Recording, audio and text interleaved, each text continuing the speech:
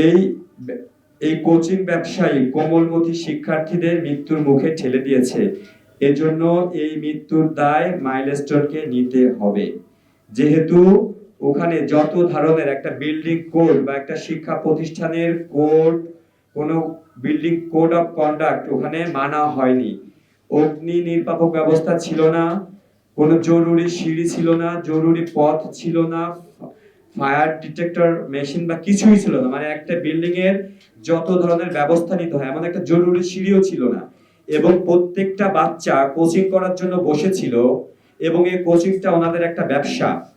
তো এই কোচিংটা জোর করে করানো হতো। আপনাদেরকে আমরা কিন্তু আগে অনেকবার বলেছি যে কোচিংটা জোর করে করানো হতো। তাহলে কেন আসলে মাইলস্টোন বিরুদ্ধে ব্যবস্থা নেওয়া হবে না, এটা আসলে আমরা জানতে চাই।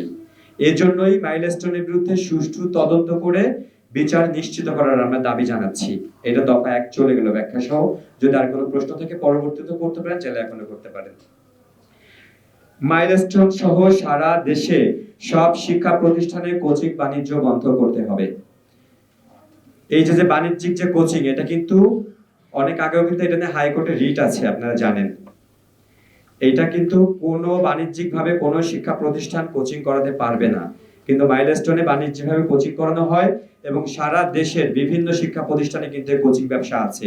তো আমরা চাই মাইলস্টোনের দুর্ঘটনাকে কেন্দ্র করে এটাকে একটা প্ল্যাটফর্ম ধরে বা একটা গ্রাউন্ড ধরে সারা বাংলাদেশে যত শিক্ষা প্রতিষ্ঠান আছে সব শিক্ষা প্রতিষ্ঠানে এই বাণিজ্যিকভাবে কোচিং ব্যবসা বন্ধ করার জন্য সরকার কঠোর পদক্ষেপ গ্রহণ করুক।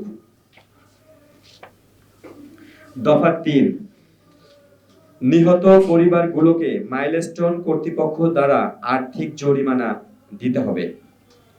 যেহেতু কোচিং করানোর জন্য ওনাদের অর্থ লোভ, অর্থ প্রাপ্তি, জোর করে বাচ্চাদের কোচিং করানো। আপনারা কি জানেন মানে একটা প্লেতে যারা ইংলিশ মিডিয়ামে পড়ে তাদের কাছ থেকে 2800 টাকা বেতন নেওয়া হয়। মানে এত বেতন নেওয়ার পরও একটা বাচ্চাকে 3000 টাকা, 2500 টাকা, 2000 টাকা বেতন নেওয়ার পরে মানে ক্লাস যা শুরু হচ্ছে তার বেতন হচ্ছে 2800 টাকা। মানে এই 2800-3000 টাকা বেতন নেওয়ার পর আরো 2-3 ঘন্টা বসা রাখবে তারা টাকার জন্য। মানে 2800 টাকা বেতন নিয়ে তুমি 4-5-6 ঘন্টা পড়ালা, তারপরে কেন কোচিং করাতে হবে? মানে এটা কেন? এটা মানে কি পড়াইটা কি তাহলে?